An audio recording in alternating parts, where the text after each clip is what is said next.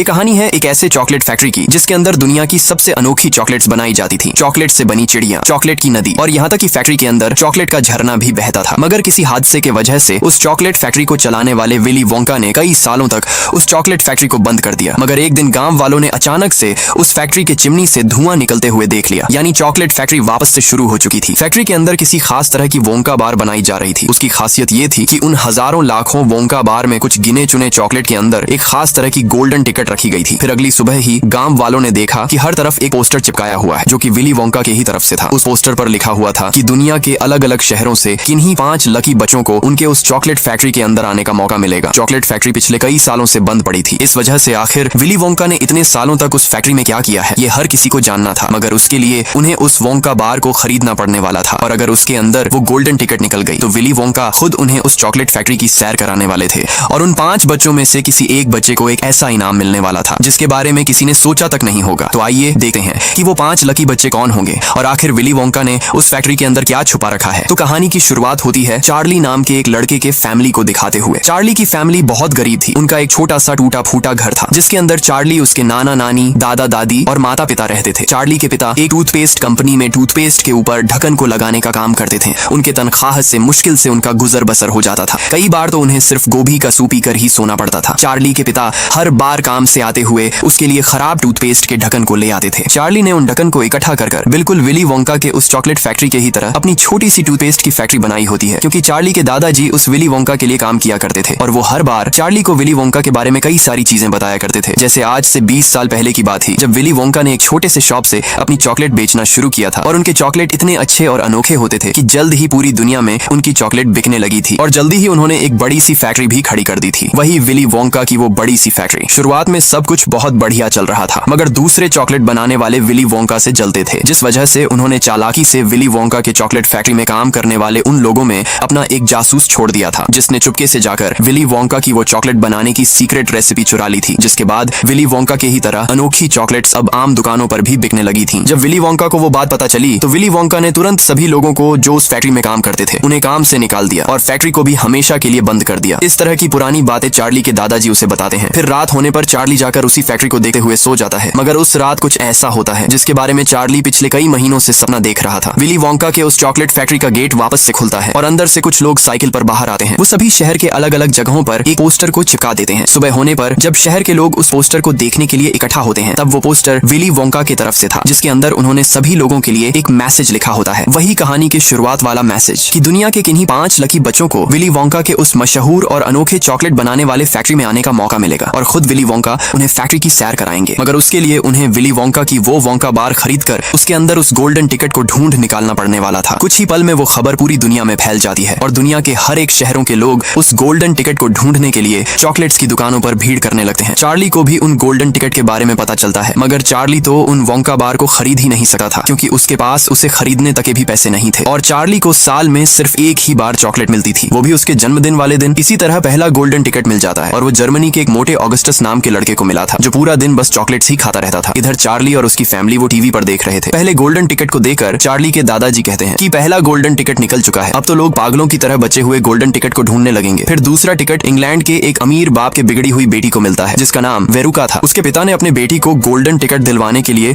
अपने कंपनी के सभी मजदूरों से लाखों वोंका बार को खुलवाई थी। चार्ली जब वो टीवी पर देखता है तब वो उसके दादाजी से कहता है कि उस लड़की ने तो चीटिंग कर गोल्डन टिकट को ढूंढा है क्योंकि उसने खुद उस टिकट को नहीं ढूंढा था। उसी वक्त चार्ली के माता पिता वापस घर आते हैं मगर वो अपने साथ किसी खास चीज को लाए होते हैं, वही विली वोंका की वोंका बार, जिसे देखकर चार्ली बहुत खुश हो जाता है क्योंकि अब उसके पास भी एक उम्मीद थी कि जब वो उस वोंका बार से रैपर को हटाएगा तो हो सकता है कि उसके अंदर वो तीसरी गोल्डन टिकट निकल जाए। हो सकता है कि उसे भी विली वोंका के उस चॉकलेट फैक्ट्री में जाने का मौका मिले। उसी उम्मीद में चार्ली उस रैपर को निकालने लगता है मगर तभी चार्ली की माँ कहती है कि अगर उसमें गोल्डन टिकट नहीं हुआ तो उदास मत होना क्योंकि उसके पास कम से कम वो चॉकलेट तो होगी। फिर चार्ली उस रैपर को हटाने लगा है। चार्ली के माता पिता और दादाजी बहुत उम्मीद के साथ देख रहे होते हैं। फिर जब चार्ली रैपर को हटा देता है तब उसके अंदर तो गोल्डन टिकट ही नहीं। फिर अगले दिन अखबार में तीसरे गोल्डन टिकट जीतने वाले का भी नाम आ जाता है जो कि जॉर्जिया से वॉयलेट नाम की एक लड़की थी जो हर वक्त बस च्यूइंग गम चबाती रहती थी। चार्ली के पिता उस खबर को पढ़कर सुना ही रहे होते हैं कि तभी टीवी पर एक न्यूज चलने लगती है जो कि चौथे गोल्डन टिकट के विनर के बारे में थी जिसे कोलोराडो के माइक नाम के एक लड़के ने जीता था। माइक बाकी बच्चों जैसा नहीं था, वो हर वक्त अपनी उम्र से बड़े लोगों की तरह बातें करता रहता था मगर वो भी बहुत जिद्दी और बदतमीज तरह का लड़का था। अब सिर्फ एक गोल्डन टिकट बचा था। फिर एक रात चार्ली जब सोने जा ही रहा होता है तब उसके दादाजी उसे पास बुलाते हैं। चार्ली जब उनके पास जाता है तब वो चुपके से एक सिक्का निकालकर चार्ली को दे देते हैं, जो उन्होंने पिछले कई दिनों से संभाल कर रखा था। वो उस सिक्के से चार्ली को जल्दी से जाकर एक वोंका बार खरीद कर लाने के लिए कहते हैं। चार्ली भी तुरंत जाकर वोंका बार खरीद कर ले आता है। अब चार्ली और उसके दादाजी वापस से बहुत उम्मीद के साथ उस वोंका बार को खोलते हैं, मगर इस बार भी उनके हाथ गोल्डन टिकट नहीं लगी। चार्ली वापस से मायूस हो जाता है। फिर अगली सुबह चार्ली जब रास्ते से वापस अपने घर आ रहा होता है, तभी उसे बीच रास्ते में पैसों का एक नोट पड़ा हुआ मिलता है, जिसे देखकर चार्ली बहुत खुश हो जाता है। वो तुरंत भागकर वापस से चॉकलेट शॉप में जाता है और उस पैसों से एक वोंका बार खरीद लेता है। मगर इस बार वो वापस घर आकर उसे खोलने के बजाय उसी चॉकलेट शॉप में उसका रैपर निकालने लग जाता है। लेकिन चार्ली इस बात से अनजान था कि उसकी किस्मत बदलने वाली थी, क्योंकि इस बार रैपर के हटाते ही उसे वो 5वीं गोल्डन टिकट मिल जाती है। वो उसे लेकर तुरंत भागकर अपने घर चला आता है और सभी को वो गोल्डन टिकट दिखाता है। चार्ली के दादाजी तो उस टिकट को देखने के बाद खुशी के मारे उठकर नाचने ही लग जाते हैं। मगर उसी वक्त चार्ली एक ऐसी बात कहता है जिसे सुनकर दादाजी वापस मायूस होकर बेड पर बैठ जाते हैं, क्योंकि चार्ली ने जब उस चॉकलेट शॉप में रैपर को हटाया था, तब उस गोल्डन टिकट को देखने के बाद बहुत सारे लोग उसे उस गोल्डन टिकट के बदले में बहुत सारे पैसे देने को तैयार थे। और कुछ दिनों पहले ही चार्ली के पिता को भी उनके काम से निकाल दिया गया था, इसलिए चार्ली उस गोल्डन टिकट को बेचकर उन लोगों से पैसे लेने का सोच रहा था। मगर चार्ली से वो बात सुनने के बाद चार्ली के नाना जी उसे पास बुलाते हैं और उससे कहते हैं कि पैसे दुनिया में हर रोज छपते हैं, मगर ये गोल्डन टिकट दुनिया में सिर्फ 5 ही थी और वो उन 5 लकी बच्चों में से एक था। इसलिए वो चार्ली को पैसे की फिक्र न कर चॉकलेट फैक्ट्री में जाने के लिए कहते हैं। नाना जी की बात सुनकर चार्ली भी उनकी बात मान लेता है और अगली सुबह अपने दादाजी के साथ विली वोंका के उस मशहूर चॉकलेट फैक्ट्री के बाहर पहुंच जाता है। वहां पर उस गोल्डन टिकट को जीतने वाले बाकी 4 बच्चे भी अपने पेरेंट्स के साथ आए होते हैं। फिर गेट खुलता है और वो लोग अंदर चले जाते हैं। अंदर जाने पर उन्हें विली वोंका की सिर्फ आवाज सुनाई देती है। तभी फैक्ट्री के दरवाजे खुलते हैं और एक प्यारे से पपेट्स के शो के साथ विली वोंका सबका स्वागत करते हैं। मगर अभी भी विली वोंका उनके सामने नहीं आए थे, क्योंकि वो तो उनके पास खड़े होकर खुद का ही शो देख रहे थे। फिर विली वोंका उन सभी को लेकर अपने फैक्ट्री के अंदर चले जाते हैं। अंदर जाते ही सभी बच्चे विली वोंका के सामने अच्छे बच्चे होने का नाटक कर उन्हें खुश करने की कोशिश करने लगते हैं, क्योंकि उन 5 बच्चों में से किसी एक को बहुत खास इनाम मिलने वाला था। मगर चार्ली तो चुपचाप खड़ा होता है। फिर आगे जाने पर विली वोंका सबको एक खुफिया कमरे के बाहर खड़ा करते हैं और सभी को अपने सांसें थाम लेने के लिए कहते हैं। फिर जब वो उस दरवाजे को खोलते हैं, तब अंदर का नजारा देखकर उन सभी की आंखें खुली की खुली ही रह जाती हैं, क्योंकि उस जगह पर चॉकलेट से बनी एक नदी थी, चॉकलेट का एक झरना था और तो और वहां मौजूद सभी चीजें सिर्फ चॉकलेट से बनी हुई थी, जिसे वो लोग खा सकते थे। विली वोंका उन्हें उस जगह पर घूमकर जो मन करे वो खाने के लिए कहते हैं, जिसके बाद सभी लोग जाकर खाने लग जाते हैं। यहाँ तक कि उन बच्चों के माता पिता भी अपने आप को रोक नहीं पाते। मगर दूसरी तरफ ऑगस्टस, जो पूरे दिन बस चॉकलेट्स ही खाता रहता था, वो इतनी सारी चॉकलेट की चीजें देखकर उन पर टूट पड़ता है, जो यहाँ तक कि नीचे की घास भी खाने लगता है। उसी वक्त ऑगस्टस के माँ की नजर उस पर पड़ती है, क्योंकि वो उस चॉकलेट की नदी से चॉकलेट को खा रहा था और उसे तैरना बिल्कुल भी नहीं आता था। इस वजह से ऑगस्टस की माँ उसे नदी से दूर जाने के लिए कहती है। मगर अब बहुत देर हो चुकी थी, क्योंकि चॉकलेट के लालच के चक्कर में ऑगस्टस फिसलकर उस चॉकलेट की नदी के अंदर ही गिर जाता है। ऑगस्टस की माँ तुरंत विली वोंका को उसे बचाने के लिए कहती है, मगर विली वोंका तो उसे बचाने के बजाय ऊपर के उस मशीन की तरफ देखते हैं, जो कि उस नदी से सैकड़ों गैलन चॉकलेट हर घंटे फैक्ट्री में ले जाने का काम करती थी।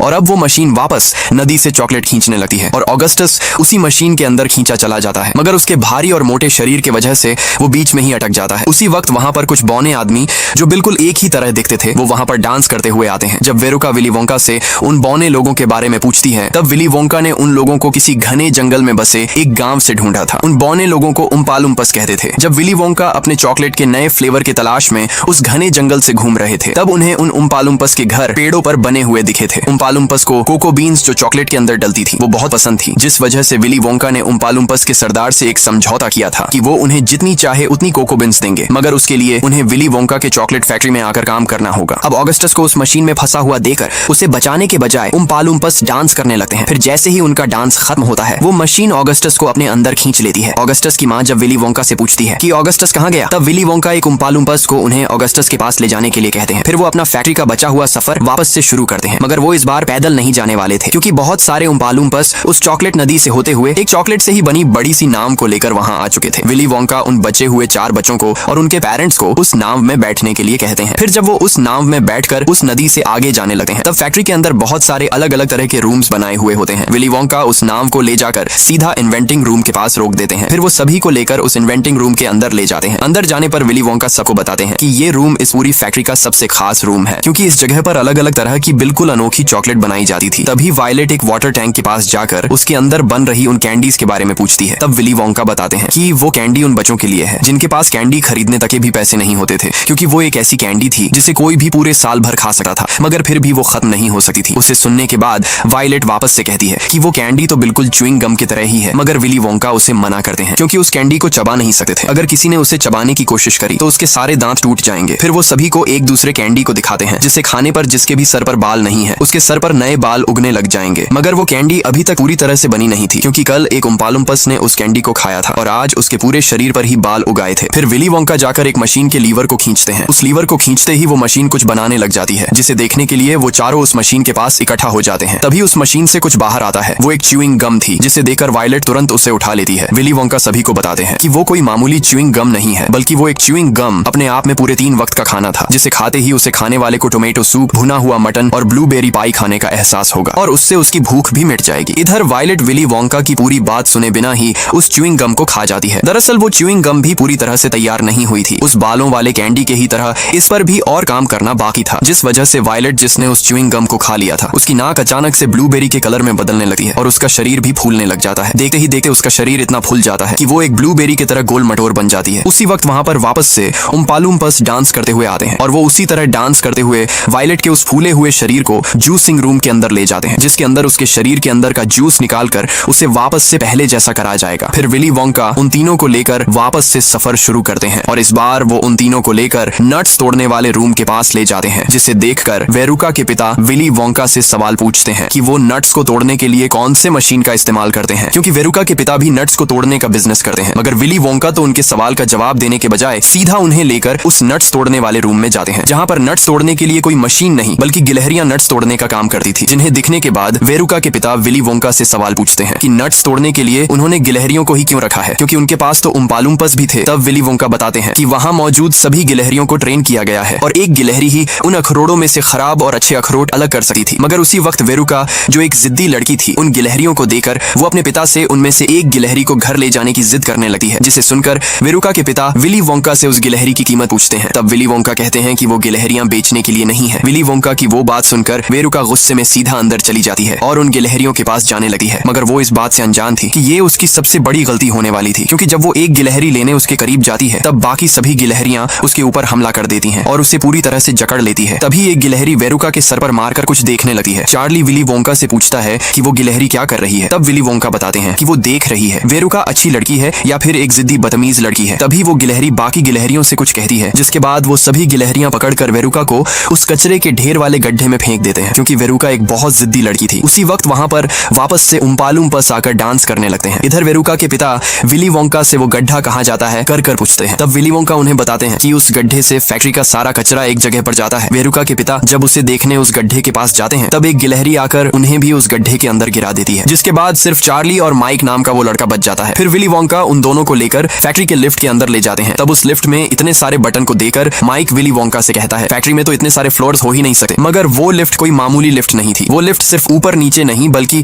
जिस दिशा में चाहे उस दिशा में जा सकती थी, आड़ा टेढ़ा, ऊपर नीचे, आजू बाजू, जहां चाहे वहां। फिर वो सभी उस लिफ्ट से जाने लगते हैं। तब सच में वो कोई मामूली लिफ्ट नहीं थी। उन्हें वापस से कई सारे अनोखे रूम्स दिखते हैं, जिसके अंदर अनोखी तरह की चॉकलेट्स, कैंडीज बनाई जा रही थी। वो लिफ्ट उन्हें लेकर सीधा एक नए रूम के अंदर ले जाती है। अंदर जाने पर विली वोंका चार्ली, माइक और उनके पेरेंट्स को एक अजीब तरह का चश्मा पहनने के लिए कहते हैं। फिर वो उन्हें उस कमरे के खासियत के बारे में बताने लगते हैं। असल में वो एक टेलीविजन रूम था, मगर वो कोई मामूली टेलीविजन रूम नहीं था, क्योंकि विली वोंका ने एक ऐसे फॉर्मूला को ढूंढ लिया था जिससे वो अपनी चॉकलेट को टीवी के आर पार भेज सकते थे। लेकिन विली वोंका की वो बात सुनने के बाद माइक नाम का वो लड़का वापस से अपनी बड़बड़ शुरू कर देता है और वैसा करना नामुमकिन है, ऐसा विली वोंका से कहता है। मगर विली वोंका उसे कुछ जवाब देने के बजाय सीधा उम्पालुम्पस को एक बड़ी सी वोंका बार लाने के लिए कहते हैं। उम्पालुम्पस उस वोंका बार को लाकर उस एक्सपेरिमेंट टेबल पर ले जाकर रख देते हैं। फिर विली वोंका इस बड़े से लाल बटन को दबाते हैं। उस बटन को दबाते ही वो बड़ी सी वोंका बार हवा में उड़ने लग जाती है और अगले ही पल वो अचानक से गायब हो जाती है। उसके गायब होते ही विली वोंका उन सभी को तुरंत उनके पीछे आने के लिए कहते हैं और उनको लेकर उस टेलीविजन के पास ले जाते हैं। देखते ही देखते उनकी आंखों के सामने वो बड़ी सी वोंका बार उस टेलीविजन के अंदर आ जाती है। मगर माइक को अभी भी उस पर यकीन नहीं आ रहा था, इसलिए विली वोंका चार्ली को अपना हाथ बढ़ाकर उस बार को बाहर निकालने के लिए कहते हैं। चार्ली जब अपना हाथ उस टेलीविजन की तरफ बढ़ाता है तब सच में वो वोंका बार उस टेलीविजन से निकलकर चार्ली के हाथ में आ जाती है। चार्ली जब उसे खाकर देखता है तब वो सच में वही वोंका बार थी, जिसे देखकर माइक को यकीन तो आ जाता है, मगर अब उसके दिमाग में कुछ और ही चल रहा था। वो अचानक से भागकर उस लाल बटन को दबाकर खुद उस एक्सपेरिमेंट टेबल पर जाकर खड़ा हो जाता है, क्योंकि वो अब खुद उस टेलीविजन के अंदर जाने वाला था। विली वोंका उसे वैसा करने से मना करते हैं, मगर माइक बिना उनकी बात सुने अपने जिद पर अड़ा रहता है और वो भी उस वोंका बार की तरह हवा में उड़ने लग जाता है। तभी वो अचानक से गायब हो जाता है। विली वोंका तुरंत टेलीविजन के पास जाकर देखते हैं। तब माइक सच सच में टेलीविजन के अंदर पहुंच चुका था। उसी वक्त उम्पा लूम्पस वापस से डांस करने लगते हैं। माई के पिता विली वोंका से माई को वापस से बाहर निकालने के लिए कहते हैं। तब वो उन्हें ही अपना हाथ आगे बढ़ाकर उसे बाहर निकालने के लिए कहते हैं। माई के पिता जब माई को बाहर निकालते हैं तब माइक अब साइज में बहुत छोटा हो चुका था, जिसे देखकर माई के पिता विली वोंका से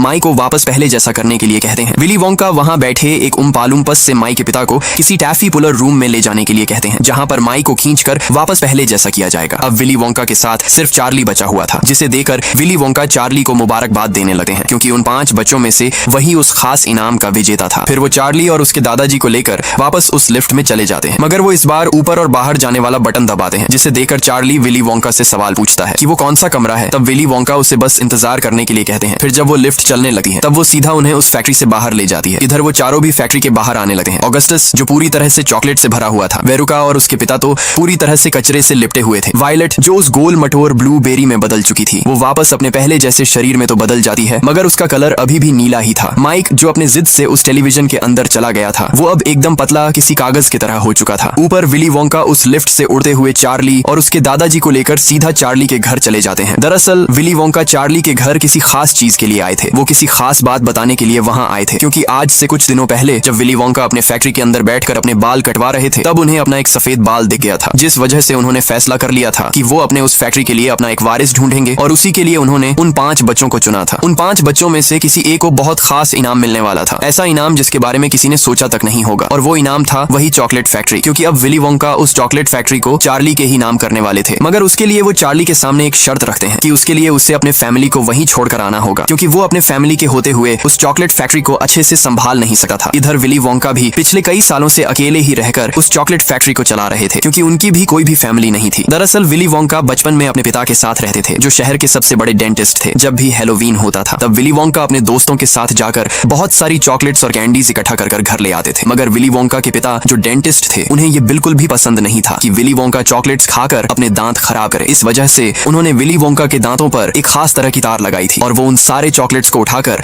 आग के अंदर फेंक देते थे। मगर सुबह होने पर विली वोंका ने देखा कि रात में जो चॉकलेट्स उनके पिता ने उस आग के अंदर फेंक दी थी, उनमें से एक चॉकलेट अभी भी सही सलामत थी। उस वक्त उन्होंने पहली बार चॉकलेट को खाया था, और उसे खाने के बाद वो हर रोज अपने पिता से छुपकर अलग अलग तरह की चॉकलेट्स और कैंडीज खाने लगे थे। वो हर बार चॉकलेट को खाने पर उसके बारे में सारी चीजें अपने उस छोटी सी नोटबुक के अंदर लिखते थे। एक दिन विली वोंका ने हिम्मत कर अपने पिता से कहा था कि वो एक चॉकलेट फैक्ट्री को खोलना चाहते हैं, मगर उनके पिता ने उस वक्त उन्हें तुरंत मना कर दिया था, जिस वजह से विली वोंका अपने घर से भागकर चले गए थे, और उस दिन से वो कभी भी अपने घर वापस नहीं गए थे। अब चार्ली के मना करने के बाद विली वोंका निराश होकर वापस अपने चॉकलेट फैक्ट्री में चले आते हैं, मगर अब वो हर वक्त किसी ख्यालों में खोए रहते थे। उन्हें समझ ही नहीं आ रहा था कि आखिर चार्ली ने इतने बड़े और मशहूर चॉकलेट फैक्ट्री के बजाय अपने फैमिली को कैसे चुन लिया। फिर विली वोंका उस बात का जवाब ढूंढने का ठान लेते हैं। अगली सुबह चार्ली किसी आदमी के जूते पॉलिश कर रहा होता है, तभी उसे विली वोंका की आवाज आती है, क्योंकि वो जिसके जूते पॉलिश कर रहा था वो असल में विली वोंका ही थे। असल में विली वोंका वहां पर चार्ली से कुछ पूछने आए थे कि जब वो उदास होता है तब क्या करता है, क्योंकि विली वोंका उस दिन से बहुत उदास रहने लगे थे, और उस वजह से उनकी कैंडी भी अब पहले की तरह नहीं बन रही थी। तब चार्ली बताता है कि वो अपने फैमिली से बातें करता है, अपने माता पिता से बातें करता है, और वो विली वोंका को भी बिल्कुल उसी तरह करने के लिए कहता है। जिसके बाद विली वोंका चार्ली को ही साथ लेकर उसी लिफ्ट में बैठकर अपने घर अपने पिता के पास पहुंच जाते हैं। विली वोंका अपने पिता का सामना करने से डर रहे थे, मगर चार्ली उन्हें उनके पिता के पास ले जाता है। विली वोंका के पिता विली वोंका को पहचान ही नहीं पाते। उन्हें तो लग रहा था कि वो बस अपने दांतों का ट्रीटमेंट करवाने वहां आए हैं, इसलिए वो विली वोंका के दांतों को देखने लगते हैं। विली वोंका के दांतों को देखने के बाद वो तुरंत पहचान लेते हैं कि इतने अच्छे दांत उनके बेटे विली के ही थे, और वो तुरंत विली वोंका को गले लगा लेते हैं। अब विली वोंका वापस से चार्ली को उनका वारिस बनकर फैक्ट्री संभालने का पूछते हैं। इस बार चार्ली विली वोंका की बात मान लेता है, मगर वो अपने साथ उसकी पूरी फैमिली को उस फैक्ट्री के अंदर ले जाता है, और विली वोंका भी अब चार्ली के ही फैमिली के साथ रहने लगते हैं। इसी हैप्पी एंडिंग के साथ ये मूवी खत्म हो जाती है।